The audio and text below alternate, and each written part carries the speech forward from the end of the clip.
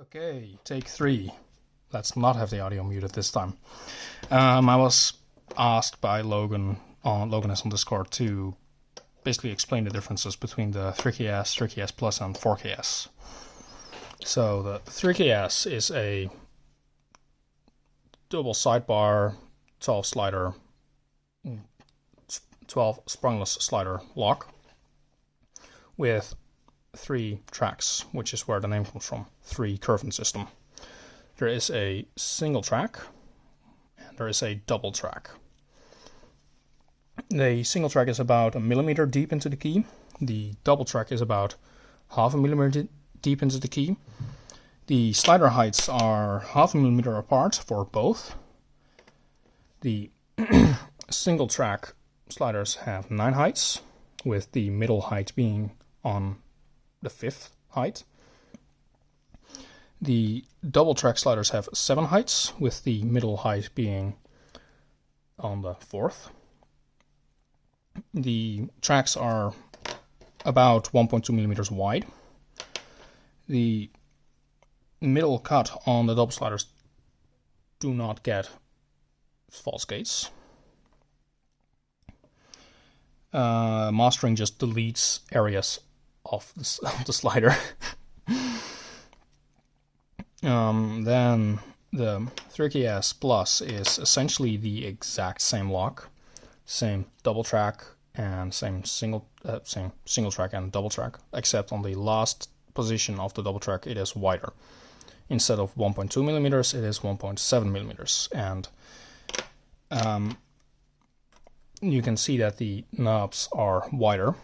They are also offset by half a height, at least in this lock. On other locks it might be different. They might even not be offset. The area between the knobs stays the same, so they grow outwards essentially. Which means that a 3KS Plus key can open a 3KS lock, but not the other way around.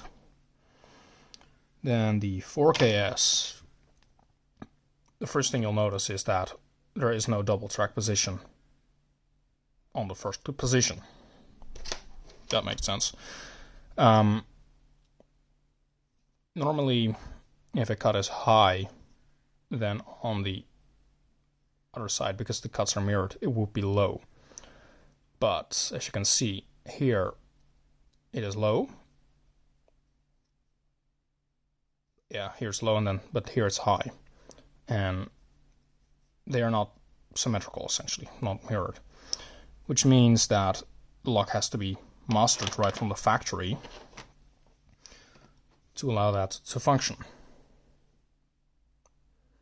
making your lock less secure, so you don't have to work on making a better lock. Yeah. Really cool. Then there's one more difference. The end position of the single track has a wider knob on the slider, which is the same as the 3KS Plus, except now it's on the single track. I got that here. And in this, the lock I have, it is not offset. But as with the 3KS Plus, there may be other locks where it is. There's about 7 different keyways from what I've got online. I've got 2. Well, technically I've got 1, I've got 1 and its mirror over here, which would be the 107 and the 107R. So that means that this one, the 107R, can fit into the 4KS because they are the same exact color. But this is 107, and this is a 107, and this is a 107R, or no, this is a 107R and this is a 107, which means it cannot go in from the front, but it can go in from the back. I have blanks for the 107 and the 122, and then there's also the 106 and the 106R, and a 108, which is just no warding. It has no warding. Right, that's the wrong key, the wrong blank. Yeah, there's apparently a single fence sidebar design out there, which Logan found somewhere online, which is interesting. Theoretically, it would be more difficult to pick because you have more heights and more opportunities for false gates. But we've only seen one example of it. I think that would be it. Do I have anything else I'm forgetting? I don't think so. Oh yeah, other than the two sidebars which interact with the sliders, there's also a passive key control sidebar that just slots into the lock up here and can go down if the right key with the right cuts is inserted, but not the other way around.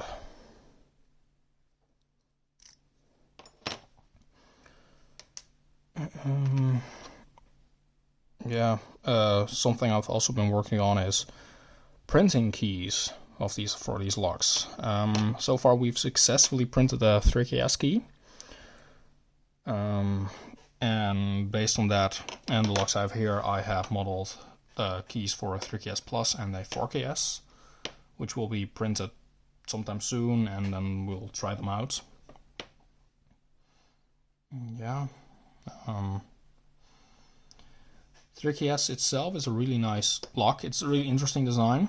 Then the 3KS Plus is kind of a lame pattern extension, and then the 4KS is just less security for more money and pattern extension, which is really lame. Oh yeah, the sidebars are directional.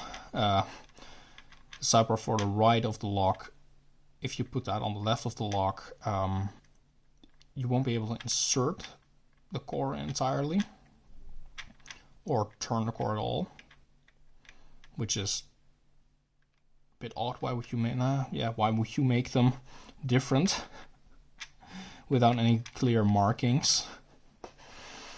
Oh yeah, to gut these locks you want something to center the sliders. You can use a gut key like this one, which was modeled by Boro, or you can usually use the key, hold your lock like this, insert the key, remove the key, and then push it up like this, because the act of removing the key usually centers all the sliders due to the tip design. Yeah. Here's all three of them together. And that's it, I think.